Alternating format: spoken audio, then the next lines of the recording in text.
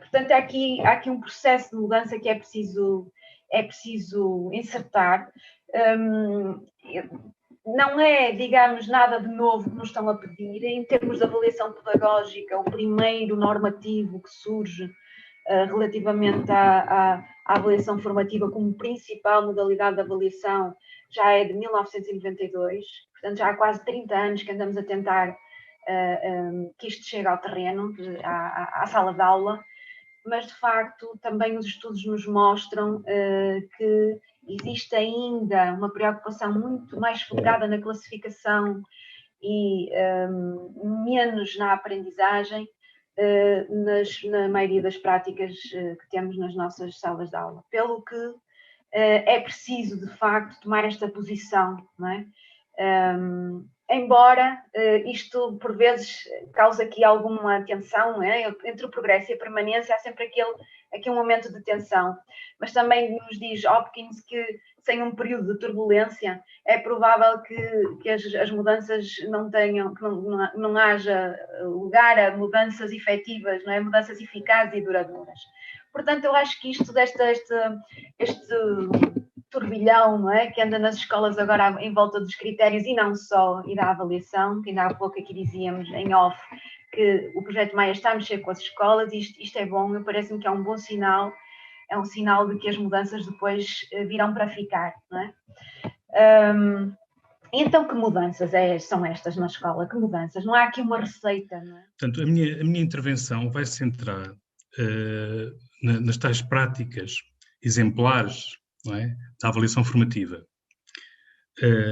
E vai se centrar e focar em 3 pontos muito importantes quanto a mim, provavelmente a nós.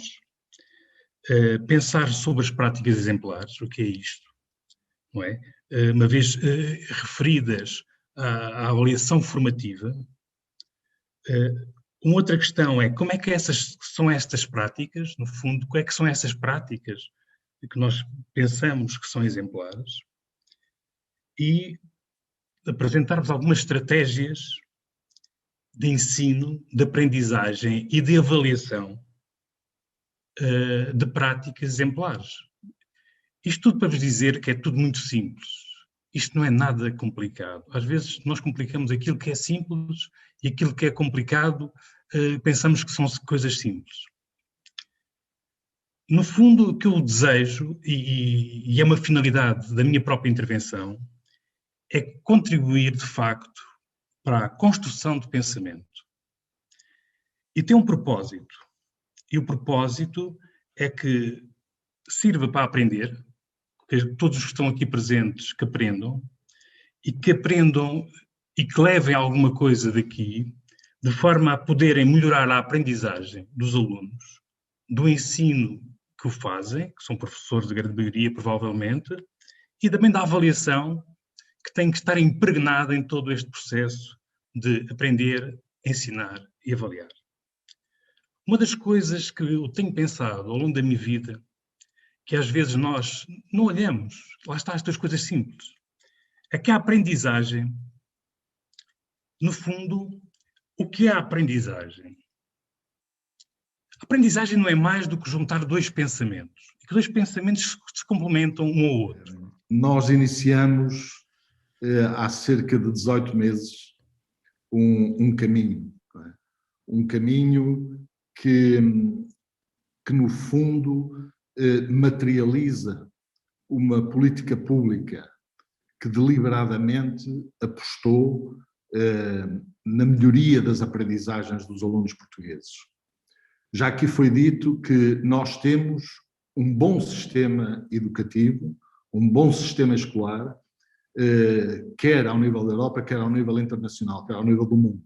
Não há dúvida nenhuma sobre isso. Mas também todos sabemos e todos temos a humildade para reconhecer que há alguns aspectos do nosso sistema, alguns aspectos das nossas práticas, alguns aspectos que têm a ver com a organização e o funcionamento pedagógico das escolas, com a liderança das escolas, com as práticas dos professores, com o estudo, o pensamento e a reflexão que a nossa profissão nos exige permanentemente, porque nós lidamos com crianças, lidamos com o futuro das crianças, lidamos com o futuro do nosso país, não é? E, portanto,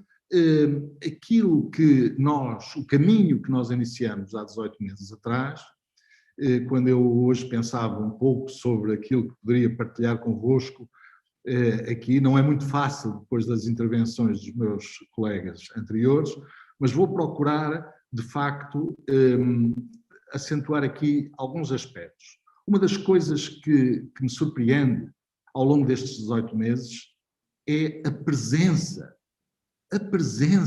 massiva dos professores, dos diretores, dos centros de formação, dos diretores dos centros de formação, dos formadores. São centenas de pessoas. Eu tenho participado com outros colegas, noutros contextos, não propriamente do Projeto Maia, mas noutros contextos, e eu verifico isso. Mas em particular no Projeto Maia, que é a organização, enfim, que fizemos este webinar, eu noto, de facto, que há, eu diria, cada vez mais professores, o que é muito surpreendente, sobretudo nos tempos tão calamitosos que nós vivemos, motivados pela pandemia que nos assola e que nos atormenta a todos. Não é? Mas, apesar disso, não é? As pessoas estão presentes. E quando eu começo a pensar, mas estão presentes porquê? Não é? Porque não têm mais nada que fazer? Não é? Porque estão aqui para se entreter? Não, eu acho que não. Eu acho que as pessoas estão presentes por uma diversidade de razões, naturalmente. Mas uma delas provavelmente terá a ver com um certo grau de insatisfação que nós temos como professores em relação aos resultados, em relação aos processos, em relação às aprendizagens dos nossos alunos. Eu acho que todo o professor tem essa preocupação presente. A preocupação de desejar e de se esforçar e de desenvolver todos os seus esforços no sentido das suas crianças, dos jovens que estão sob a sua responsabilidade na escola, aprendem ou não aprendem. Portanto, eu acho que é uma das razões evidentes. Não há uma certa insatisfação e, portanto, estamos a procurar uma solução, digamos assim. Também haverá razões que têm a ver com o elevar da nossa consciência de que podemos fazer melhor. De que podemos fazer melhor. Nós temos condições objetivas, claras, para fazer melhor.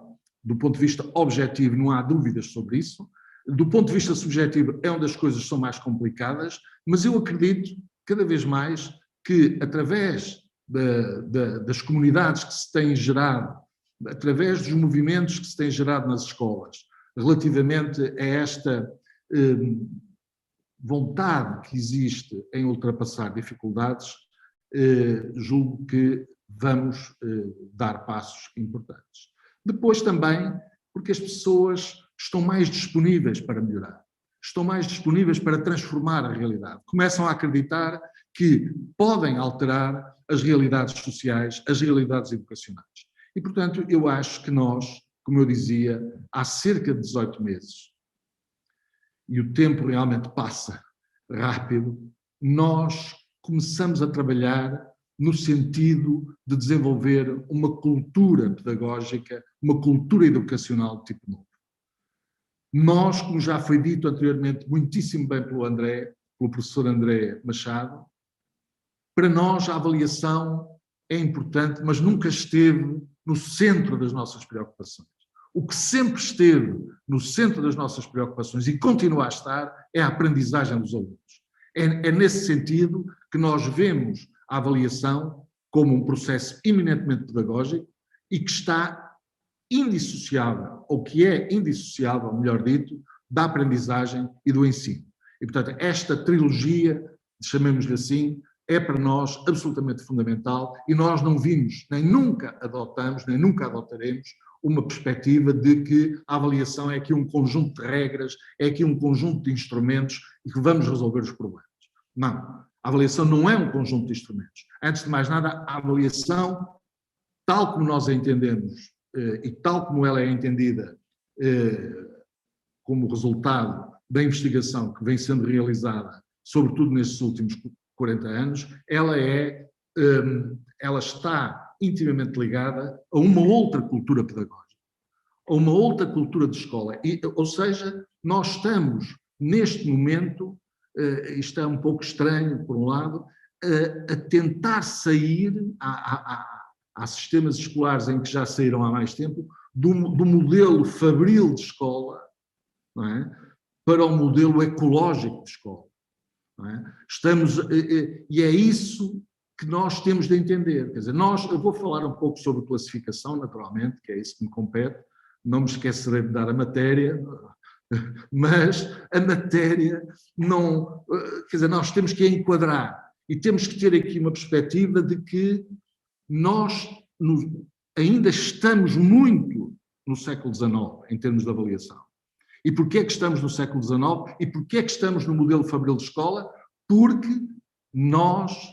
o nosso sistema escolar ainda confunde, ainda não distingue suficientemente a avaliação da classificação. O que isto significa é que no modelo fabril de escola, dos finais do século XIX, não é? Nesse modelo, avaliar é a mesma coisa que medir, é igual a medir. E, portanto, é a mesma coisa que classificar. Não é? E isto leva a uma situação de que aprender é igual a testar. Testar é aprender. E, portanto, há aqui uma confusão, não é, entre dois conceitos, que é a avaliação e a classificação, que nós, naturalmente, associamos à melhoria. Essa clarificação é fundamental para melhorar as aprendizagens dos alunos. E, portanto, nós estamos aqui, de facto, há 18 meses, a trabalhar, enfim, com alguma intensidade, com um maior gosto, porque também queremos que o currículo seja entendido de uma outra maneira.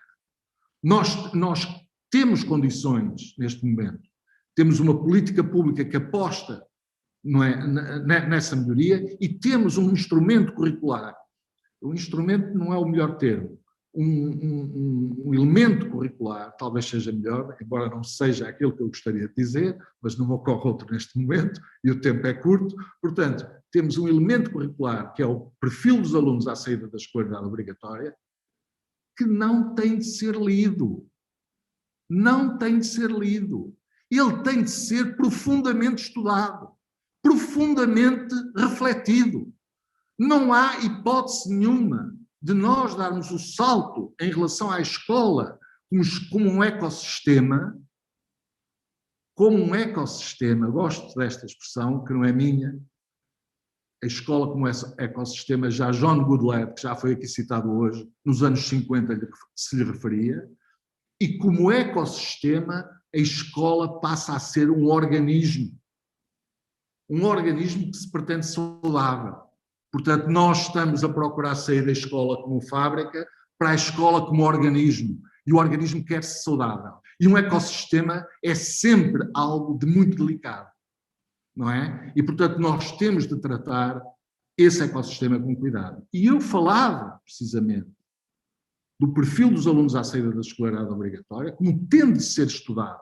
Não há nenhuma escola, perdoem-me esta frontalidade, que possa dar impulsos significativos nesta direção do ecossistema, porque o ecossistema implica interatividade, implica interação social, implica relação entre as pessoas, implica a formação de uma comunidade.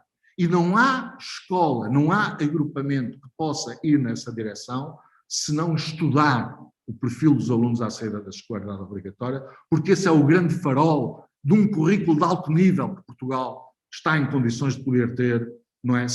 E eu acredito, cada vez mais, não sou ingênuo, já ando aqui há muito tempo, sei que estas coisas são complexas, são difíceis, não se mudam de um dia para o outro, mas como dizia muito bem a Sandra Cardoso, é preciso começar a andar, não é? A aprendizagem destas competências, por sua vez, deverá estruturar-se em torno de princípios e valores, que são, afinal, os princípios e os valores das sociedades democráticas e inclusivas. Obviamente, as competências não se aprendem por processos transmissivos, mas antes através de abordagens pedagógicas e didáticas centradas nos alunos, através de abordagens ativas, dinâmicas, onde esteja presente a resolução de problemas, o questionamento crítico, o trabalho cooperativo e colaborativo e a convergência entre os saberes que se constroem e a ação e intervenção esclarecidas e sustentadas pelo conhecimento. A escola pública é o espaço e é o grande projeto social onde ocorre a aprendizagem, e a aprendizagem é essa relação multidirecional que se estabelece entre os indivíduos e o património cultural que está consubstanciado nos documentos curriculares. A questão central para o projeto Maia é a de estabelecer uma correlação entre as práticas de avaliação pedagógica nas suas dimensões formativa e sumativa e a melhoria das aprendizagens dos alunos. Então, pelo modelo do feedback do John Hattie e da Ellen Timperley, a primeira coisa a esclarecer é o propósito do feedback. Ora, segundo estes autores, o propósito principal do feedback é reduzir a discrepância entre os conhecimentos, competências e aprendizagens atuais e os conhecimentos, competências e aprendizagens que se pretendem alcançar ou promover. Ausubel, em 1968, dizia: o mais importante fator individual que influencia a aprendizagem é o que o aluno já sabe. Verifique-se isso e ensine-se de acordo. Deste ponto de vista, desde logo, nenhum processo de feedback pode existir sem que saibamos o que os alunos já sabem ou não sabem e o que devem aprender. Por outro lado, temos que definir as estratégias, os meios, os caminhos que devemos realizar para reduzir a referida discrepância que existe entre um ponto e o outro. Segundo o modelo de Hattie Timperley, a discrepância pode ser reduzida ou até, eventualmente, eliminada pelos alunos e pelos professores. Sublinhe-se que o feedback é uma tarefa conjunta de professores e alunos. Os alunos, aumentando o esforço e empregando estratégias mais efetivas, ou então, como acontece muitas vezes, fazendo o contrário, desistindo, misturando ou reduzindo os objetivos, as metas e as aprendizagens previstas. Os professores, esses, fornecendo objetivos desafiantes e específicos que sejam adequados aos alunos e apoiando os alunos a atingi-los através de estratégias efetivas de aprendizagem e de feedback. Neste sentido, o feedback efetivo responde a 3 questões. Em primeiro lugar, responde à questão: para onde vou? Esta questão tem a ver com a definição ou com o estabelecimento dos objetivos de aprendizagem e os respectivos critérios de avaliação, cuja pertinência e efetividade pedagógica está ligada ao tempo e ao modo. A resposta a esta questão tem que ser dada ao longo de todo o processo de aprendizagem, sendo que o conhecimento antecipado e prévio é um preditor de sucesso das aprendizagens. Depois, a resposta a esta questão deve permitir aos alunos uma compreensão clara e até crítica das aprendizagens que devem realizar e dos critérios que vão ser utilizados. Diria, de uma forma relativamente normativa, que pode ser justificada pela falta de tempo, que não há feedback eficaz, seja do professor para os alunos, seja dos alunos entre si, sem definição, explicitação e apropriação dos critérios. A segunda questão é: como é que eu estou? Esta questão responde ao conselho de Ausubel. Para se ensinar e fazer aprender, é preciso saber o que os alunos já sabem. Repare-se que a premissa de Ausubel, ao contrário do que é habitual, não pressupõe passar da ignorância ao conhecimento, do erro à certeza, da falha à completude. Pressupõe uma abordagem mais construtiva e positiva da aprendizagem, valorizando o que os alunos já sabem para poderem saber mais. A resposta a esta questão implica recolher informações sobre o estado de aprendizagem dos alunos, estabelecendo a discrepância que existe entre o que aprenderam e o que devem aprender. Finalmente, a terceira questão é: o que devo fazer a seguir? Esta questão, por sua vez, corresponde ao conjunto de estratégias, caminhos, orientações que devem ser adotadas pelos alunos e pelo professor para diminuir ou até eliminar a discrepância identificada. 2 implicações que resultam desta questão. A primeira o feedback implica sempre oportunidades para os alunos evoluírem nas suas aprendizagens. Um feedback sem oportunidades para superar as dificuldades, para aprender mais, para chegar aos objetivos pretendidos, em bom rigor, é inútil e até contraproducente. Legitimando que os alunos pensem e digam para que é que me interessa o feedback se não tenho oportunidades para melhorar. Segunda, o feedback também diz respeito ao professor e às estratégias que utiliza. Se não está a resultar, obviamente deverá mudar, adaptar, reconfigurar, uma vez que é muito difícil, eu diria quase impossível, obter resultados diferentes se utilizarmos sempre as mesmas respostas para os problemas.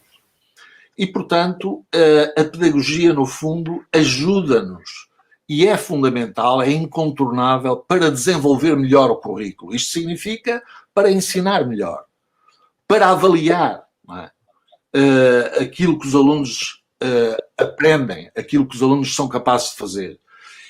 E é neste contexto, que é naturalmente muito simplificado, que eu gostaria de incluir a classificação. O que é que eu quero dizer com isto? Eu quero dizer com isto que nós temos uma visão de currículo e essa visão de currículo tem de corresponder a uma visão de classificação. Ou seja, nós temos que incluir a classificação na rede de compromisso com a aprendizagem e com o aprender a pensar. Este é o desafio que eu penso que se coloca neste momento em termos da classificação. Porque, reparem, as decisões que tomamos no que se refere à avaliação e à classificação têm de estar focadas nas aprendizagens e nas competências que estão previstas no currículo. E por isso, como eu tenho sempre, enfim, vindo a dizer, desenvolver o currículo, isto é, ensinar, é uma tarefa profissionalmente exigente. É uma tarefa acerca da qual é preciso pensar e mobilizar e integrar uma diversidade de conhecimentos. Conhecimentos de natureza científica, de natureza pedagógica, de natureza didática. E por isso eu gosto de dizer que encaramos o ensino como uma profissão, não é? Não como um ofício ou como um trabalho, como uma profissão que exige um conjunto complexo de conhecimentos, não é? Mas também como arte. E porque é a componente de nós encararmos o ensino como uma arte que nos dá a liberdade, que apela à improvisação, não é? Que apela à nossa intuição, tal como fazem os artistas, tal como fazem os poetas, tal como fazem os realizadores de cinema, todas as pessoas do teatro, não é? E isso é um aspecto absolutamente fundamental. Ou seja, estou a falar de um professor cosmopolita, um professor que é capaz de abrir as portas e as janelas das escolas ao mundo para que os meninos e as meninas e os jovens olhem para fora e também possam deixar que o mundo entre dentro da escola. Estes aspectos são fundamentais, porque o currículo tem de ser vida, não é? E é neste contexto que eu diria que o professor é um profissional do ensino altamente qualificado, e não é um funcionário do currículo e muito menos um burocrata do currículo.